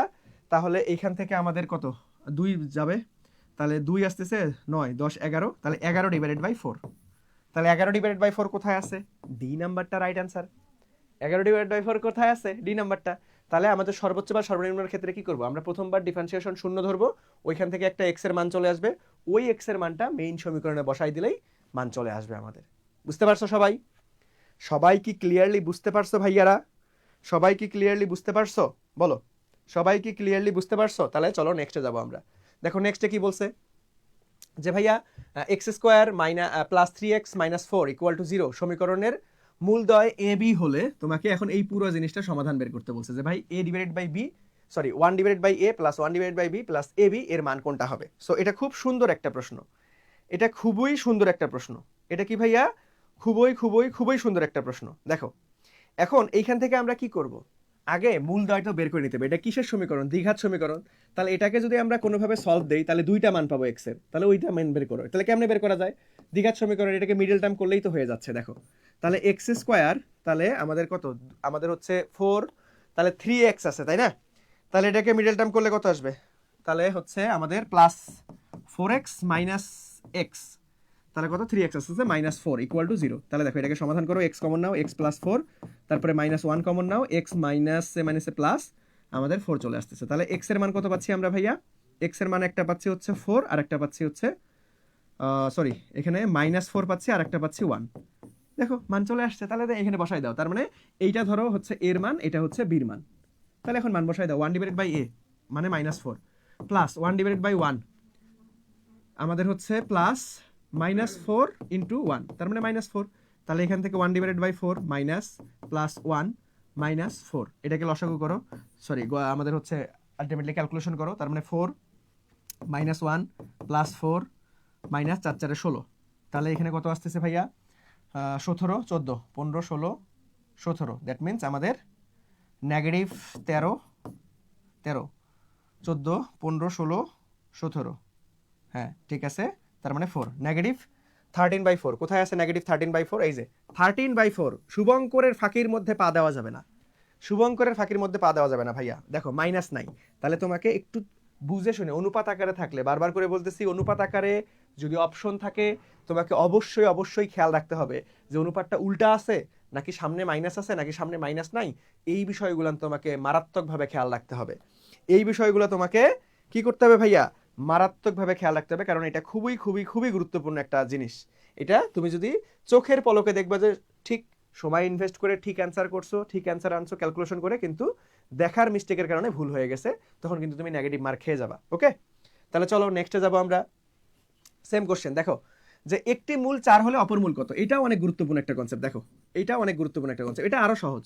একটা মূলের মান 4 দেওয়া আছে, তাহলে অপর মূল কত হবে? তাহলে ভাই এটার আমরা দ্বিঘাত সমীকরণের কি জানি, যে মূলদ্বয়ের যোগফল alpha plus beta equal to কি? -b/a। তাহলে -b এর মান -8, তাহলে -8 ডিভাইডেড বাই a, এর মান কত ভাই? 1। তাহলে এখানে 8, তাহলে একটা মূল, তাহলে ধরে নিলাম আলফার মানই দেওয়া আছে কত ভাই? 4। তাহলে এখানে বসাই দাও, তাহলে বিটা ইকুয়াল টু কি হবে? যে ভাই 8 মাইনাস আলফা, তাহলে আলফার মান দেওয়া আছে 4, তাহলে 8 - 4, দ্যাট মিনস শুধু 4। অ্যান্সার আসবে 4। সো অ্যান্সার হচ্ছে সি। দেখছো খুব সুন্দর না? খুবই সুন্দর না? দেখো জাস্ট এই ধরনের ম্যাথ আসলে তুমি জাস্ট মূলদ্বয়ের যোগফল alpha plus beta equal to সূত্র কি? -b/a করে নিবা, তারপরে আলফা বা বিটার মানটা ধরে নিবা, পার করে দিয়ে মান বসাই দিলেই অ্যান্সার চলে আসবে। ওকে, সবাই কি বুঝতে পেরেছেন? তাহলে চলেন আমরা নেক্সটে যাব। দেখো নেক্সট প্রশ্নটা কি বলছে, যে ভাই পি এর কোন মানের জন্য p(x² + 3x + 4 = 0 সমীকরণের মূলদ্বয় বাস্তব ও অসমান হবে? কি হবে? মূলদ্বয় বাস্তব ও অসমান হবে। দেখো খুব সুন্দর একটা প্রশ্ন। মূলদ্বয় তোমাকে বলছে বাস্তব হবে কিন্তু অসমান হবে। তাহলে বাস্তব মূলদ্বয়ের শর্ত, একটু আগেই বারবার চিল্লাই বলছি, এই অধ্যায়ের সবথেকে গুরুত্বপূর্ণ টপিক কি? সর্বোচ্চ সর্বনিম্ন মান এবং মূলদ্বয়ের শর্ত। তাহলে বাস্তব, দেখো এখানে বাস্তব ও অসমান, বাস্তব ও অসমান তোমাকে বলে দিছে। তাহলে বাস্তব ও অসমানের শর্ত কি? শূন্য থেকে অবশ্যই বড় হইতে হবে। তাহলে নিশ্চয় একটা b² - 4ac শূন্য থেকে অবশ্যই বড় হইতে হবে। তাহলে b² এর মান কত ভাই? b² 3, তার মানে 3 3 9 -4a সি 4 শূন্য থেকে বড়, দ্যাট মিনস 9 4 4 16 পি, তাহলে এটাকে পার করে দাও, তাহলে 9 16 পি, দ্যাট মিনস আমাদের হচ্ছে 9 ডিভাইডেড বাই 16 পি। সো এটাই হচ্ছে অ্যান্সার। তাহলে এটাকে সাজাই লেখো একটু যে ভাইয়া পি 9 ডিভাইডেড বাই 16, তাহলে কোথায় মিলতেছে দেখো তো, পি লাইন 9 ডিভাইডেড বাই 16, এই যে সি নাম্বারটা রাইট অ্যান্সার। দেখছো? তাহলে মূলদয়ের শর্ত এইখান থেকে বারবার করে মনে রাখবা, একটা টপিক থেকে বারবার প্রশ্ন আসতেছে মূলদয়ের শর্ত, আর একটা টপিক থেকে প্রশ্ন আসতেছে সেটা হচ্ছে সর্বোচ্চ মান সর্বনিম্ন মান। এই দুইটা টপিক একদম A to Z ক্লিয়ার করে রাখবা এবং সবসময় মনে রাখার চেষ্টা করবা যে কোনটা থাকলে কি হচ্ছে। আমি আবার রিভিশন করে দিচ্ছি, দেখো মূলদয় পূর্ণবর্গ এবং সমান হলে নিশ্চয়ক শূন্য। মূলদয় যদি আমাদের কি থাকে যে বাস্তব ও সমান, তাহলে শূন্য থেকে বড়, জটিল থাকলে শূন্য থেকে ছোট। এই চারটা কন্ডিশনের মধ্যে ইনশাল্লাহ তোমাদের যে কোনো একটা চলে আসবে। কারণ জাতীয় বিশ্ববিদ্যালয়ে আমরা দেখতেছি ঘুরাই ফেরায় বারবার একই প্রশ্ন আসতেছে, এই ধরনের প্রশ্ন। এটা আরো সহজ একটা প্রশ্ন, দেখো একটু আগে এই ধরনের প্রশ্ন আমি তোমাকে সমাধান করাই দিছি। কি বলতেছে যে ভাইয়া x² - 4x + 3 = 0 সমীকরণে দেয় আমাদের মূলদয়ের যোগফল এবং মূলদয়ের গুণফল, that means alpha plus beta আর একটা কি আলফা বিটা, এই দুইটা বের করে ওইটার সমষ্টি, দ্যাট মিনস আবার ওই দুইটার যোগ করতে হবে। তাহলে আলফা বিটার সূত্র কি ভাই, alpha plus beta = -b/a, that means -4 -4 divided by b/a, এর মান কত কিছু নাই মানে 1, তাহলে 1, তার মানে এটার মান আসলো 4। আলফা বিটা সূত্র কি c/a, তাহলে c এর মান কত 3, কিছু নাই মানে 1, তার মানে 3 ডিভাইডেড বাই 1, দ্যাট মিনস 3। তাহলে এই দুইটা সমষ্টি মানে কি ভাইয়া, যোগ করো, 4 3 7, অ্যান্সার হচ্ছে 7। 4 3 7, অ্যান্সার হচ্ছে 7, দ্যাট মিনস বি নাম্বারটা ফ্যান্টাস্টিক হয়ে রাইট অ্যান্সার। দেখছো অনেক সহজ না? তোমার যদি কনসেপ্ট ক্লিয়ার থাকে ভাই, তুমি জাস্ট পড়বা কি চাচ্ছে খুঁজে বের করবা এবং সেই অনুযায়ী সূত্র ফেলাই দিবা, খেলা শেষ। বুঝতে পারছো? বুঝতে পারছো? তাহলে চলো নেক্সটে যাবো আমরা। নেক্সটে দেখো কি বলছে যে ভাই কে এর মান কত হলে সমীকরণ দুটি সমান হবে। এইটা করবার দরকার আছে ভাই, এটা করার দরকার আছে, কতবার করাই দিছে। সমান বা পূর্ণবর্গ হলে আমাদের নিশ্চয়ক শূন্য, b² - 4ac = 0। সো ফরম্যাটে এনে এইখান থেকে তুমি জাস্ট কে এর মানটা ইজিলি বের করতে পারবা। এখানে দেখবা ক্যালকুলেশন করার পরে তোমার কে এর মান যেটা চলে আসবে সেটা হচ্ছে আমাদের 2 অথবা 5, 2 অথবা 5, আমাদের 2 অথবা 5 চলে আসবে। কারণ এই টাইপের ম্যাথ আমি তোমাকে ক্লাসের মধ্যে না হলেও 2টার থেকে 3টা সমাধান করাই দিছি। আর ইন টোটাল প্রশ্ন প্রায় আসছে এই টপিক থেকে প্রায় ম্যাক্সিমাম প্রায় 60% প্রশ্ন এই মূলদয়ের শর্ত থেকে চলে আসছে। তার মানে আবারও বলে দিচ্ছি, দেখো 4টা কন্ডিশন তোমাকে বাধ্যতামূলক মনে রাখতে হবে। সেটা হচ্ছে মূলদয় সমান কিংবা পূর্ণবর্গ হইলে নিশ্চয়ক শূন্য, b² - 4ac = 0। মূলদয় বাস্তব কিন্তু অসমান হলে নিশ্চয়কের মান শূন্য থেকে বড় হইতে হবে। আবার মূলদয় জটিল যদি হয় তাহলে অবশ্যই নিশ্চয়কের মান শূন্য থেকে ছোট হইতে হবে। শেষ। এই 4টা কনসেপ্ট থেকেই বারবার ঘুরায় পেঁচায় প্রশ্ন আসতেছে। দেখো এখন এই জাতীয় বিশ্ববিদ্যালয়ের জন্য, দেখো জাতীয় বিশ্ববিদ্যালয়ের চান্সটাকে নিশ্চিত করতে, তাহলে দেখো আমাদের এই এক সেট জাস্ট খালি কি করবা, জাতীয় বিশ্ববিদ্যালয় ভর্তি সহায়িকা বইটা তোমার পাশে রাখবা আর আমাদের রেগুলার ফ্রি ক্লাসগুলো করবা, ইনশাল্লাহ এনাফ। কারণ দেখো আমি ক্লাসের শুরুতেই একবার দেখাই দিছি, আবার একবার দেখাই দিই তোমাদেরকে। সো এইখান থেকে আমরা যখন এই যে বহুপদী চ্যাপ্টারটা পড়লাম না, তোমাকে বহুপদী চ্যাপ্টারটা একটু দেখাই আনি, আবারও দেখাই, কারণ আমি ক্লাসে শুরুতে একবার দেখাইছি, আবার দেখাচ্ছি। দেখো এই যে বহুপদী চ্যাপ্টারটা শুরু করছি, আমি যত সূত্র তোমাদেরকে লিখলাম ক্লাসটার মধ্যে, দেখো এখানে সকল সূত্র আগেই দেওয়া আছে। দেখো এই যে সকল সূত্রাবলীগুলো না আগেই দেওয়া আছে আমাদের একদম খুব সুন্দর মতো। দেখো এই সময়ের মধ্যে জাতীয় বিশ্ববিদ্যালয়ের জন্য যতটুকু প্রয়োজন কম্প্যাক্ট আকারে আমাদের এই ভর্তি সহায়িকা বইটা পেয়ে যাবা। তারপরে কি আছে, এমসিকিউ এর টেকনিকগুলো দেখো, এই যে সর্বোচ্চ সর্বনিম্ন মান, সর্বোচ্চ সর্বনিম্ন মানের জন্য, সর্বোচ্চ সর্বনিম্ন মানের জন্য দেখো সবগুলান টেকনিকগুলান দেওয়া আছে। তারপরে কি বলছে, তারপরে আসো, তারপরে দেখো টাইপ ভিত্তিক করে দেওয়া আছে। দেখো পরস্পর উল্টা কখন হবে মূলদয়, তারপরে হচ্ছে এই যে alpha 1 divide by alpha 1 divide by beta, এরকম আমরা একটু আগেই সমাধান করছি।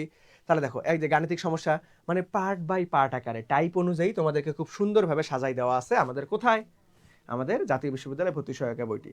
সো যারা এখনো কালেক্ট করোনি দ্রুত কালেক্ট করে নাও এবং আমাদের এই জয়কুলি একাডেমির রেগুলার ফ্রি ক্লাসগুলো করো। আমরা একদম A to Z যতটুকু লাগবে খুব সুন্দরভাবে কম্প্যাক্ট আকারে তোমাদের এই ক্লাসগুলোতে বেসিক টু অ্যাডভান্স শিখাই দিচ্ছি। তুমি জাস্ট লক্ষ্মী বাচ্চা কাচ্চার মতো ক্লাসগুলো রেগুলার করতে হবে। ওকে, তাহলে আজকের ক্লাসটা আর কি প্রশ্ন আছে? না, সবাইকে মোস্ট ওয়েলকাম এবং ধন্যবাদ। সো আজকের ক্লাসটা এই পর্যন্তই আমাদের থাকবে। পরবর্তী ক্লাসে অবশ্যই তোমাদের সাথে দেখা হবে এবং আমি তোমাদেরকে রিকোয়েস্ট করতেছি ভাই এখন সময় নাই আর বেশি, এই শেষ সময় আইসা গা ছেড়ে দিও না। ওকে, এখন বারবার একই পড়া রিভিশন দিতে হবে, আলটিমেটলি বেশি বেশি করে বাসায় একটু প্র্যাকটিস করতে হবে, না হলে দেখবা না কয়েকদিন পড়াশোনা থেকে বাইরে চলে গেলে তুমি ভুলে যাবা। কি করবা, তুমি ভুলে যাবা। সো অবশ্যই রিভিশনের মধ্যে থাকতে হবে, প্র্যাকটিস করতে হবে, এবং আমাদের রেগুলার ফ্রি ক্লাসগুলো করো। বইটা কালেক্ট করে প্র্যাকটিস প্রবলেম অনেক দেওয়া আছে, প্র্যাকটিস প্রবলেমগুলো করে ফেলো, দেখবা ইনশাল্লাহ এর বাইরে আর কিচ্ছু লাগবে না। আর আমরা তো আছি, আমরা তো তোমাদেরকে সাজেশন আকারে প্রত্যেকটা চ্যাপ্টারের বেসিক কনসেপ্টগুলো খুব সুন্দর মতো ক্লিয়ার আউট করে দিচ্ছি। যা যা লাগবে A to Z আমরা ক্লাসে কনসেপ্ট ক্লিয়ার করে দিচ্ছি। ওকে, তাহলে দেখা হবে নেক্সট আরেকটা ক্লাসে ইনশাল্লাহ। তাহলে সবাই ভালো থাকো, সুস্থ থাকো, আল্লাহ হাফেজ, আসসালামু আলাইকুম।